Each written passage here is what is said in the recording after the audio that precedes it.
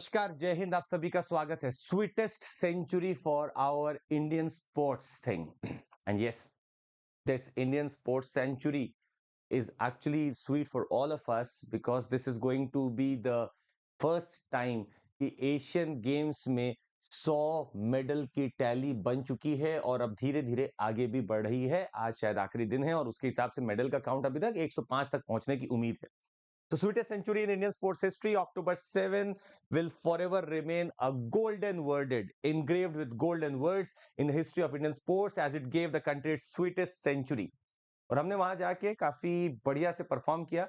China के काफी कोशिशों के बावजूद भी हम आगे बढ़कर ही काम कर पा रहे हैं और 100 मेडल पे पूरी हमारा अब हक बन चुका है।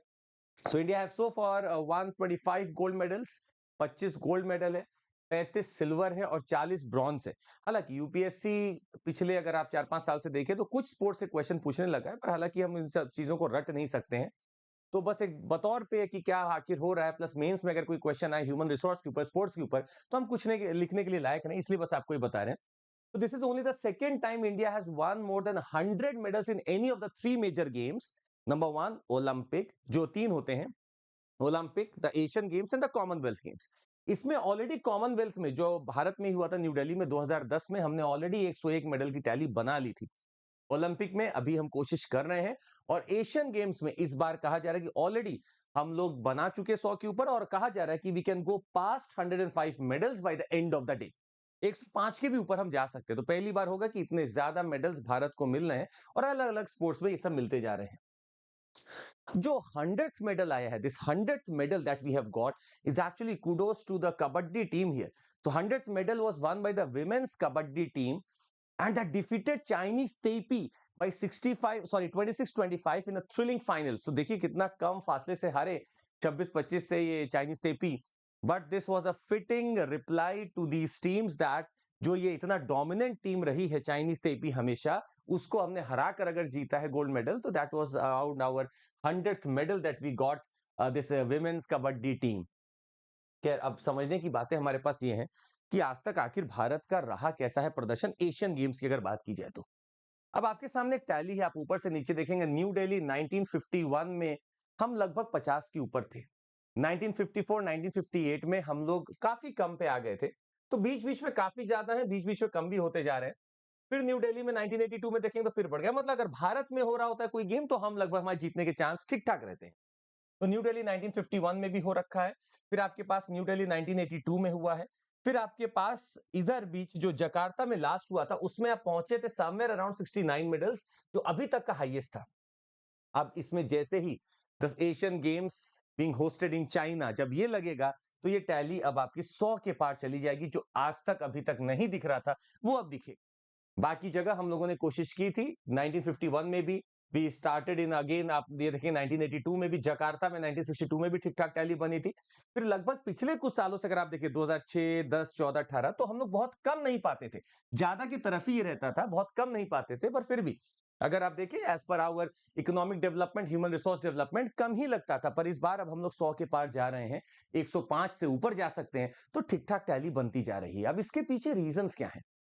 आइए रीजन दोनों चीज का समझते हैं कि reasons for achieving and reasons for non achieving lot of things. Sports का इवोल्यूशन हुआ कैसे आपको पता है? 1950s का दौर चल रहा था। The federal government created the all India council of sports. तो एक काउंसिल बनाने का सोचा गया। भाई 1950s में भारत आजाद होकर नया नया भी था, चीजों को सोच रहा था। 1982 आफ्टर द एशियन गेम्स, आपको बताया था 1982 में भारत में हुआ था। The department of sports was transformed into department of youth affairs and sports. अब लोगों पे ध्यान देने लगे हम लोग कि यूथ अफेयर्स के ऊपर या यूथ के ऊपर ध्यान दो ताकि वो अच्छे से स्पोर्ट्स में आ सके। 84 National Sports Policy was initiated. In 2000 the department was converted into a Ministry of Youth Affairs and Sports. तो 2000 में ही आपकी Ministry of Youth and Sports आती है। 2011 में the Ministry of Youth Affairs and Sports notified the National Sports Development Code of India 2011. 2022 में Ministry of Civil Aviation launched National Air Sport Policy and for aerobatics, aero modeling, ballooning, drones, etc. मतलब अलग अलग अब departments और अलग अलग अपने जैसे आर्म फोर्सेज हैं, एयर फोर्स है, पैरामिलिट्री फोर्स है, वो अपने अपने अंदर भी कल्चर को बढ़ावा देने लगी। हालांकि आपको ये भी बता दें कि these medals that we win, actually ये सब कहीं ना कहीं पुलिस या पैरामिलिट्री फोर्स से ही कुछ लोग को रिक्रूट जब किया जाता है तो उनके अंदर हुनर देखते ही हैं कोई भी स्पोर्ट्स का, तो उनको भेज दिया जाता है स्पोर्ट्स में आने के लिए। इसके साथ ही अगर बताएं, हमारे पास कुछ स्कीम्स ऐसी रही हैं जिन्होंने काफी प्रमोट किया है हमारे यहाँ पे कल्चर और स्पोर्ट्स। खेलो इंडिया स्कीम वैसी एक रही है। ये एक सेंट्रल सेक्टर स्कीम है। सेंट्रल सेक्टर का मतलब होता है सरकार, सेंट्रल गवर्नमेंट ही पूरा पैसा देगी। मिनिस्ट्री ऑफ यूथ अफेयर्स और स्पोर्ट्स के अंतर्गत है और ये कल्चर को बूस्ट करना चाहती है स्पोर्ट्स के। Revamped Khelo India scheme was introduced during the 17-18 fiscal year. और बता दें, ये जो खेलो इंडिया बना, ये मर्ज करके बना है कुछ स्कीम्स को, जिसके नाम है Rajiv Gandhi Khel Abhiyan, urban sports infrastructure scheme and national sports talent search scheme. इन तीनों को मिला के बना है खेलो इंडिया प्रोग्राम, जो कि अलग अलग राज्यों में अलग अलग दिन पे होता रहता है। इसके साथ ही आपको बता दें, target Olympics podium scheme, TOPS scheme लाई गई थी, क्योंकि ओलंपिक्स में अभी भी डर्थ था अच्छे खासे मेडल्स का, तो हम लोगों ने टॉप स्कीम को लॉन्च किया। और हम कोशिश करते थे ताकि हम फ्यूचर मेडल कंटेंडर्स तैयार रखें for Olympic and Paralympic games. According with this program, athletes and a sports person will receive specialized instructions from renowned coaches and cutting edge sport facilities.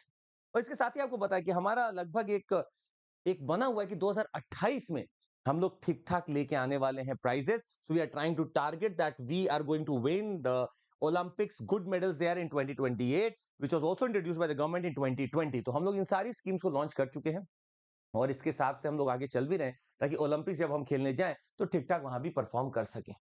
इसके साथ एक और चीज आपको पता है, नेशनल स्पोर्ट्स डेवलपमेंट फंड भी हमारे पास रहा है, जो कि 1998 से चालू हुआ in accordance with the charitable endowments act of 1890 in order to promote sports and games across the country. तो फंड की भी कोशिश की जाती है कि फंड रहे, लोग शायद इंफ्रास्ट्रक्चर उससे बनाएं या लोगों को फंड दे, ताकि उनका भी काम ठीक से हो सके। एक national sports talent contest scheme है, which is implemented to scout sports talent in the age of 8 to 14 years from school and nurture them into future medal hopes. Sports authority जो हमारी साई है, स्पोर्ट्स अथॉरिटी ऑफ इंडिया, उसके कुछ training centres भी बने हुए हैं। एंड इसका मेन ऑब्जेक्टिव है so that the central government and state governments they will work together and promote these people who are actually great athletes. Special area games, it aims at scouting natural talent for modern competitive sports and games from inaccessible tribal, rural, and coastal areas of the country and nurturing them systematically and scientifically for achieving excellence in sports. तो बहुत सारे sports हमारे भारत में खुद में है और कुछ चीजों में हम कोशिश करते हैं अपने योगदान को डालने की, और स्पोर्ट्स और सेंटर मिलके, ये सेंटर और स्टेट मिलके स्पोर्ट्स पे ध्यान दे सकता है। पर इन सब के पीछे एक ऐसी भी कहानी है जहां पे इशू होने के कारण आज तक स्पोर्ट्स में बहुत अच्छे मेडल्स जो आ सकते थे वो नहीं आ पाए। कुछ इश्यूज के बारे में नॉर्मली अगर आपको पता है, there is actually a dearth of supporting and sports infrastructure. Stadium की बात पिछले 5-6 सालों से ही हो रही है। उसके पहले बहुत मुश्किल था कि स्टेडियम्स मिलते थे, लोगों को अलॉट किए जाते थे कि आपको यहाँ पे खेलना है, प्रैक्टिस करना है। स्पोर्टिंग इंफ्रास्ट्रक्चर हमारे यहाँ बहुत कम रहा है। Absence of encouragement to young people. अब स्कूल हमारा आज तक स्कूलिंग सिस्टम ही ऐसा रहा है कि स्पोर्ट्स को एनकरेजमेंट कम मिलता था। ये तो नेशनल एजुकेशन पॉलिसी जो आके बोले कि स्पोर्ट्स और बाकी चीजों को भी बढ़ावा मिले, पर अभी तक इसमें बहुत कम ही लोगों का ध्यान रहता था। Lack of organise system of talent search. एक तो डाइवर्स इंडिया, बड़ा इंडिया है, तो कैसे टैलेंट को सर्च किया जाए, ये भी बहुत बड़ी चुनौती रही। अब राज्य सरकार भी अगर कोशिश करे, सेंटर भी कोशिश करे, तो मिलकर ये लोग कर सकते हैं, पर अभी तक ऐसा कोई यूनिफॉर्म पॉलिसी नहीं दिखी कि टैलेंट सर्च आप कर कैसे रहे। जिसको एक्सेसिबल है वो तो पहुंच जाता है। Gender बायंस against girls and women, ये एक बहुत बड़ा मुद्दा रहा है और हाल ही में हमारी स्पोर्ट्स इंडस्ट्री इससे काफी रिडन भी रही है। अगर जेंडर बायस और विमेन हैरेसमेंट की अगर चीजें वहां पे आएंगी, तो खुद वो महिलाएं जो बहुत कुछ जीत सकती थी हमारे लिए, वो खुद ही पीछे हट जाएंगी। This has to be scout out. Lack of remuneration and job security, ये भी देखा जाता है कि एक बार मेडल जीत जाने के बाद अगली बार ऐसे लोगों को शायद बढ़ावा नहीं दिया जाता है। उन्हीं लोगों की जुबानी सुनने को मिलती है कि शायद उन तो जॉब तक नहीं है, उनको मेडल्स बेच बेच के काम चलाने पड़ रहे हैं। ये सब सरकार को बहुत गंभीरता से लेना चाहिए। Administrative issues due to lack of codification of rules and lack of transparency. कई बार यहाँ देखा जाता है कि स्पोर्ट्स को वो हेड कर रहा है जिसको स्पोर्ट्स का लेना देना है ही नहीं। स्पोर्ट्स में वो आगे रहते हैं चूंकि वो किसी पॉलिटिक गैलरी से बिलोंगिंग रखते हैं या कोई फैमिली से बिलोंगिंग रखते हैं, इसलिए वो बस आते हैं। अब ऐसे में स्पोर्ट्स खुद सफर करता है और वो जो वहां पे प्लेयर्स है वो डिमोटिवेटेड होते हैं।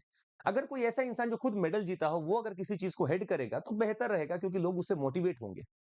ये हमारे यहाँ चूंकि कोई रूल बुक नहीं है, कोई इंप्लीमेंटेशन का प्रोसेस नहीं बना, इसलिए ये सारी प्रॉब्लम्स हमें दिखती हैं। अगर हम इन सबको हटा दें तो 100 क्या 200 भी शायद हम आराम से अचीव कर पाएंगे और धीरे धीरे टैली हमारी बढ़ती जाएगी और ओलंपिक गेम्स के लिए हम लोग बिल्कुल अब तैयार होने वाले हैं, क्योंकि इस बार शायद बेहतरीन प्रदर्शन होने वाला है। तो आप सभी का धन्यवाद इसको सुनने के लिए। 333 लर्नर्स हमारे पास रहे हैं अभी तक, जो बढ़िया रैंक पाए हैं पिछले साल।